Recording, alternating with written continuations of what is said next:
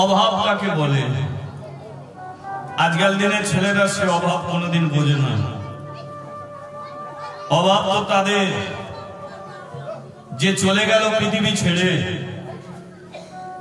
সে শান্তি। কিন্তু রয়ে গেল যারা, তাদেরই তো জীবনে অশান্তি, তাই না? যাদের স্বামী চলে গেছে, জানবেন চলে গেল সে শান্তি। কিন্তু যারা স্বামীকে হারিয়ে আজও পর্যন্ত বেঁচে আছে, বলো তারা কোন জায়গায় দাঁড়িয়ে আছে? নিজের বুকে হাত দিয়ে বলবেন খুব ভালো আছে? নেই।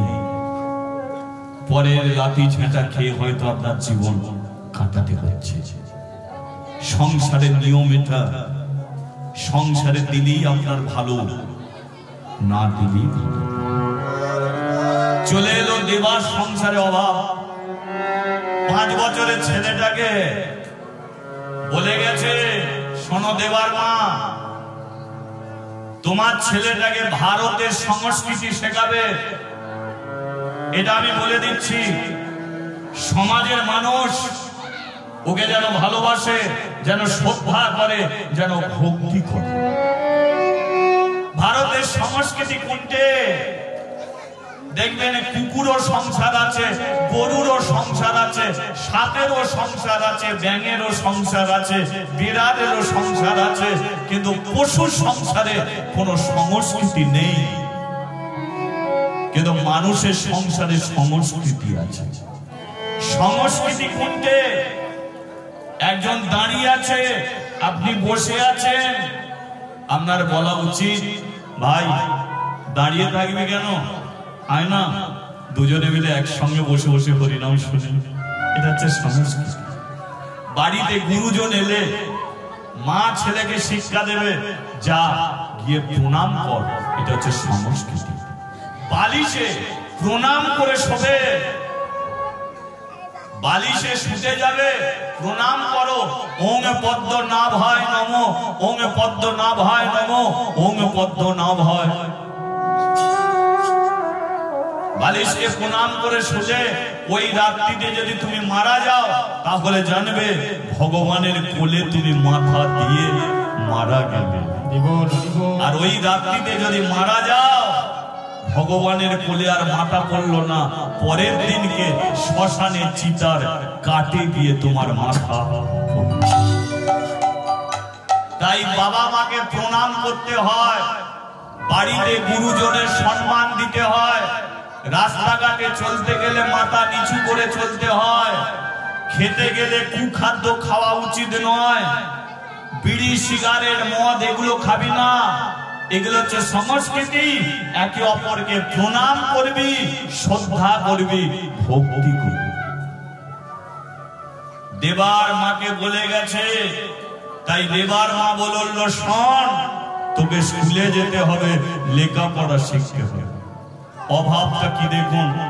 একদিন দেবা বলল, মা আমাকে একটু দুধ ভাত করে দে, আমি স্কুলে যাব।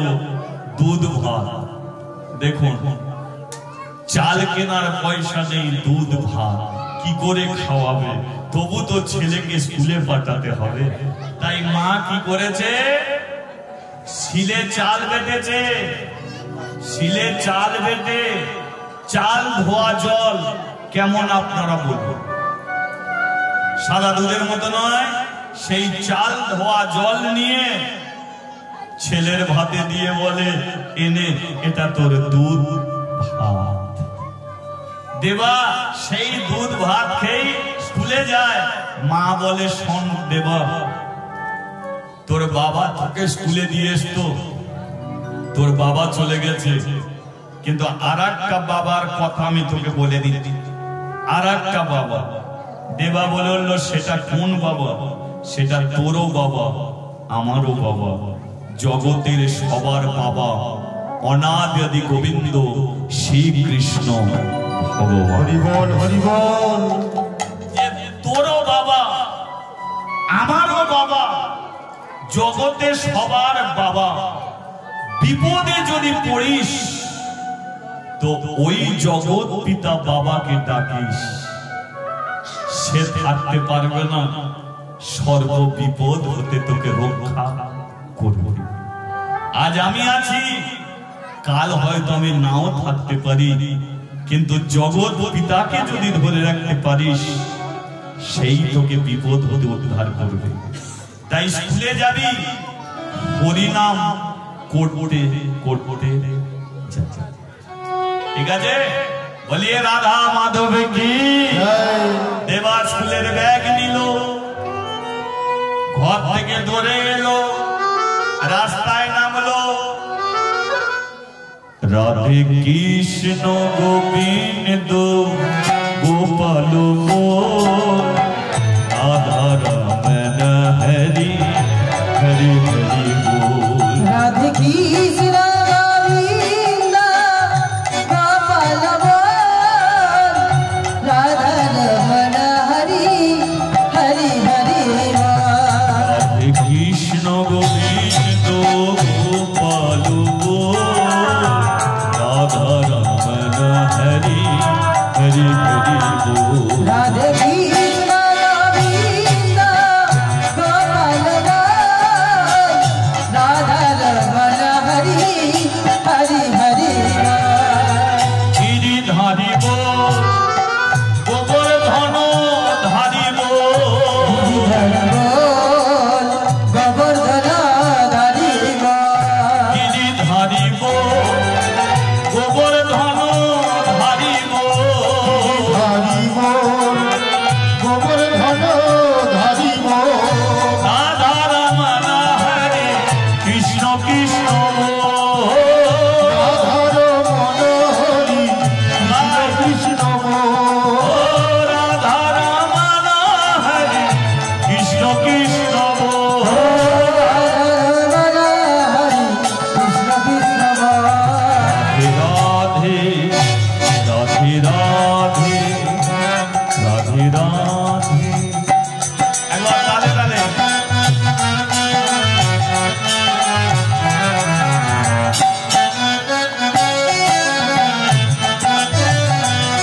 হরিবল হরিবল।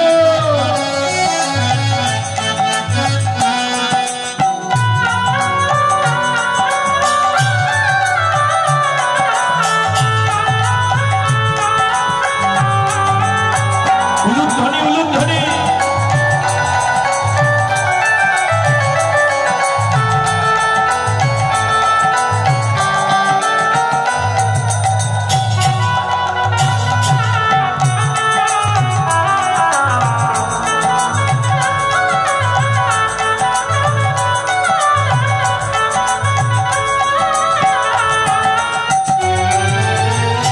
রাধে কৃষ্ণ গোবিন্দ গোপাল রাধা রমন হরি হরি হরি বল। রাধে কৃষ্ণ গোবিন্দ গোপাল রাধা রমন হরি হরি হরি নন্দ দুলা ব্রজের গোপাল। ভজর নন্দ দুলা ব্রজের গোপাল। ভজর যশোদা দুলাল গিরিধারী লাল। সদা দুলালা ও যশোদা দুলাল গিরিধারী লাল। সদা দুলালা গিরিধারী রাধে রাধে রাধে রাধে রাধে রাধে রাধে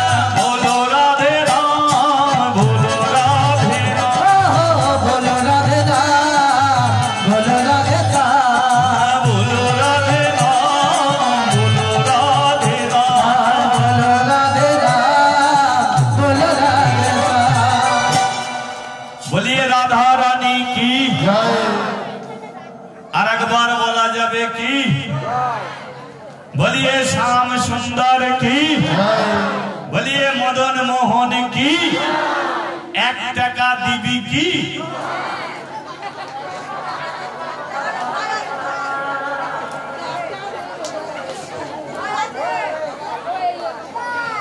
হরে কৃষ্ণ 1 টাকা আমি আপনাদের কাছ থেকে চাইছি না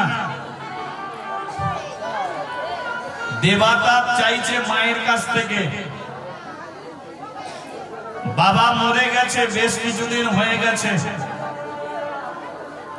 বাবা কি করত ছেলের জন্য পকেটে করে পয়সা নিয়ে যেত দোকান স্কুলে ঢোকার আগে বাবা কিছু না কিছু কিনে দিত আজকে তার বাবা নেই দেবা গিয়ে তার মাকে বলছে মা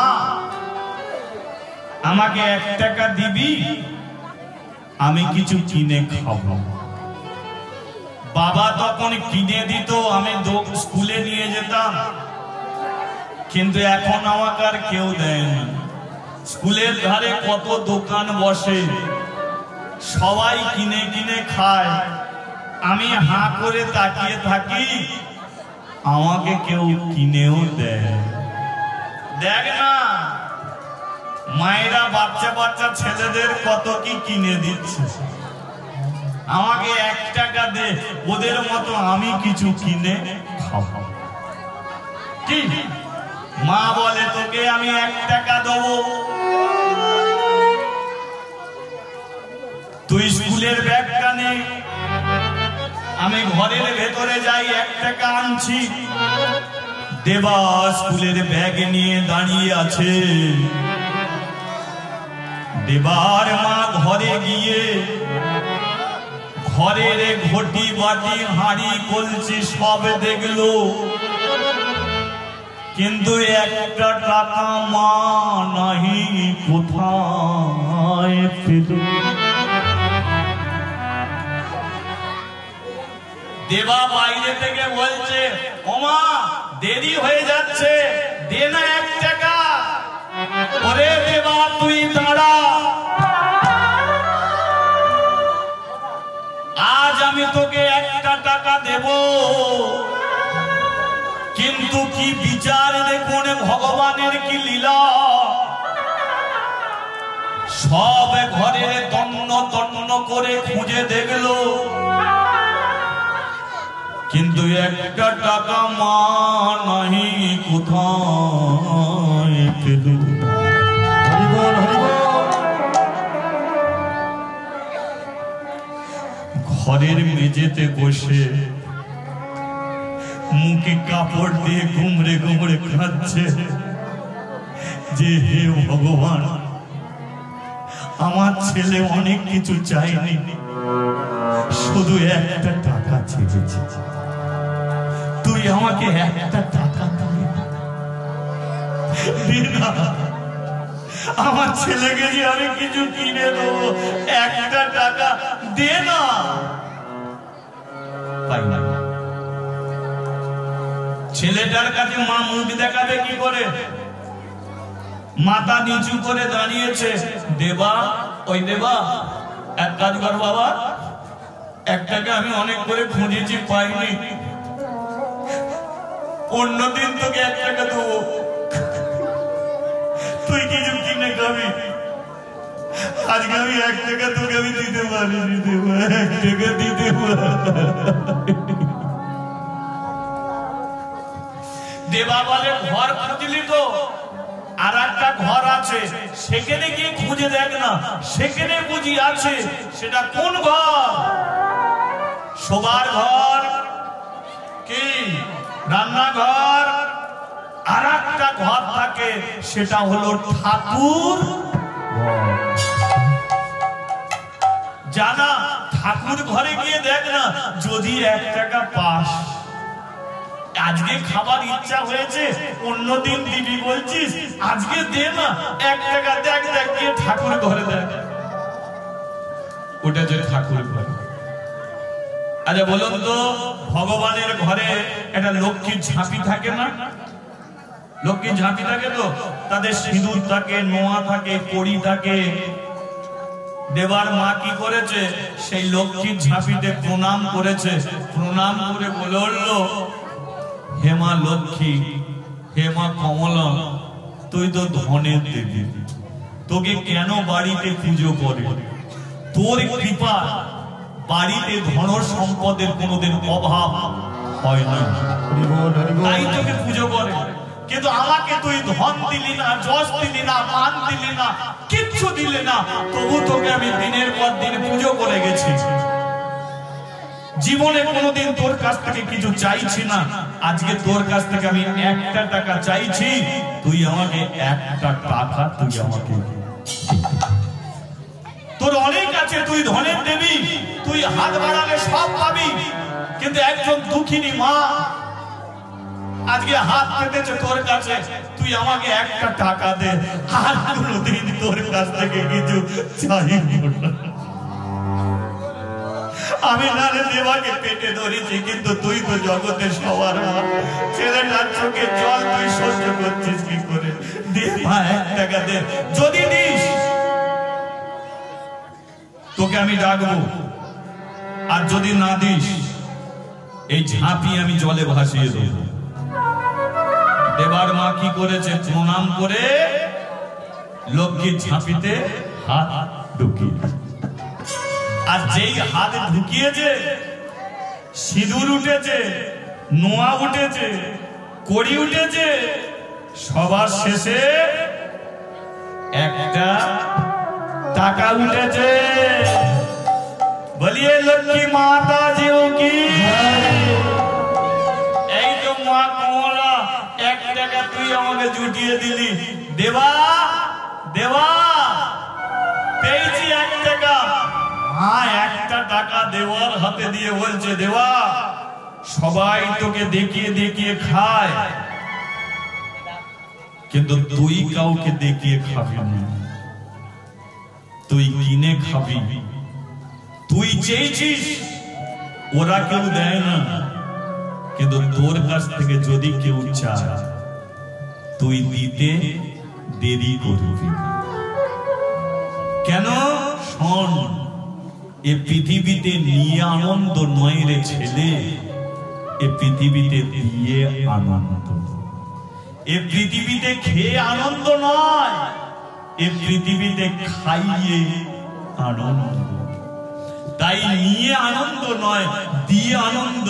দেখবি তুই যখন দিবি, সে যখন খাবে, তোর বুকটা ভরে যাবে। তাই কেউ যদি চায়, তুই তাকে দেবা। 1টা টাকা নিয়ে মায়ের চরণে প্রণাম করে দৌড়ে থেকে বাকুলে এলো। এবার রাস্তায় যাবে, এমন সময় দেবার দরজার সম্মুখে করতালে বাজাতে বাজাতে এক বৈষ্ণব এসে দাঁড়াল। বলে রে বদন, বলে রে বদন, সুধা মাখায়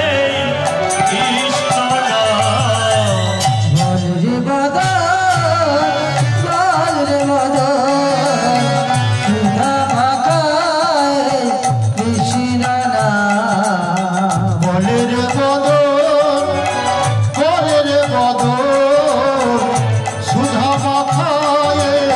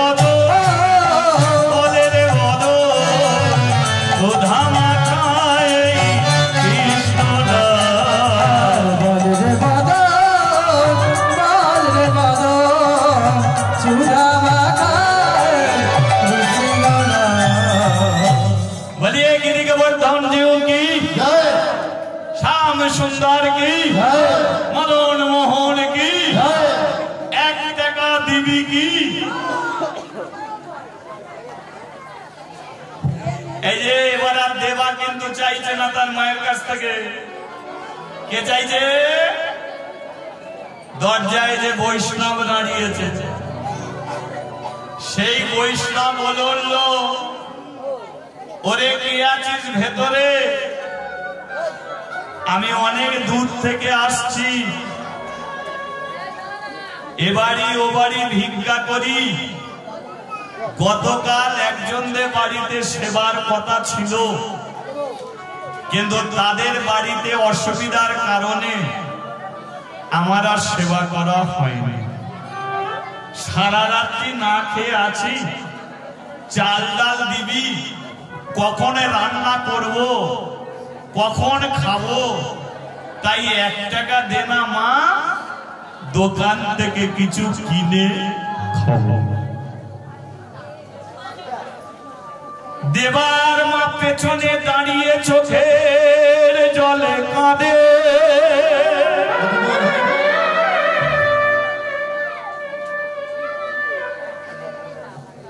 লক্ষ্মীর ঝাঁপি থেকে সে 1 টাকা পেল,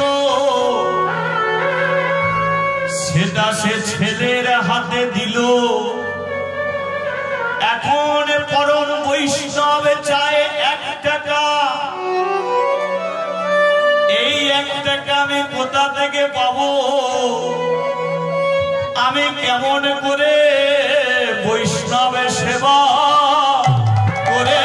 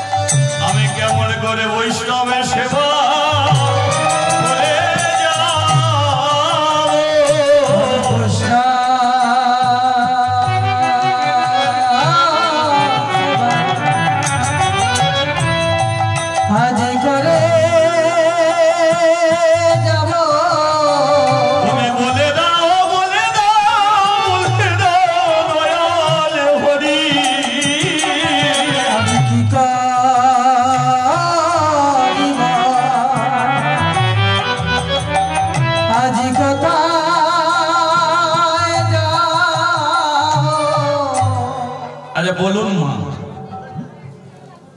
বাড়িতে যদি কোনো বৈষ্ণব এসে হাত পাতে তাকে কি ফিরিয়ে দেওয়াটা ঠিক? তাকে কিছু না কিছু দেওয়া উচিত। কিন্তু বাবাজি চাল ডাল কিছু চাইনি, চেয়েছে 1 টাকা। যেটা তার কাছে নেই সেই টাকাটা চেয়েছে। কিন্তু এইটুকু জানবেন মা, অল্প ভাগ্যে হয় না কবু সাধুগুরু বৈষ্ণবের আগমন, অল্প ভাগ্যে হয় না কবু হরি নাম সংকীর্তন, অল্প ভাগ্যে হয় না কবু বৈষ্ণব সেবন। এই যে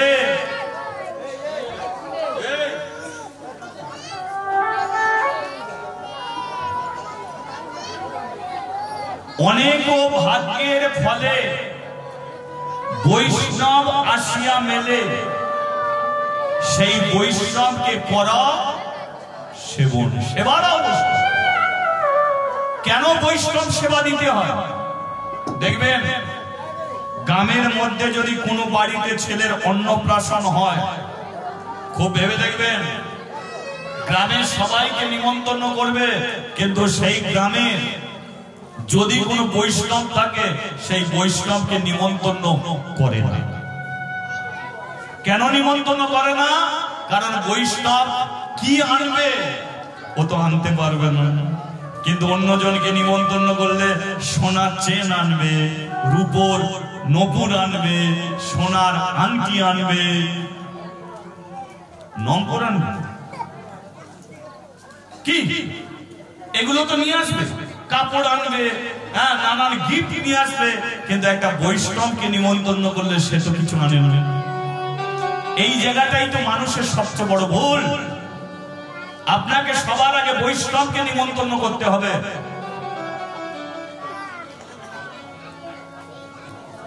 সবার আগে আপনি বৈষ্ণবকে নিমন্ত্রণ করবেন। আপনি যদি বলেন কেন নিমন্ত্রণ করবেন, দেখবেন একটা বৈষ্ণবকে নিমন্ত্রণ করলে সে আপনার বাড়িতে রূপোর হার নিয়ে যাবে না, সোনার আংটি নিয়ে যাবে না, কাপড়ে নিয়ে যাবে না, কিন্তু তার ঝোলায় করে ভগবানকে আপনার বাড়িতে নিয়ে গিয়ে পৌঁছে দেবে। এদের নিমন্ত্রণ করলেন, এরা দেখবেন ছেলের দিকেও তাকাবে না ভালো করে, গিফটটা দিই কোন সিটটা খালি আছে সেদিকে তাকাবে। খালি দেখলেই বড় তারা আছে গিয়ে বসবে, খাবে, চলে যাবে।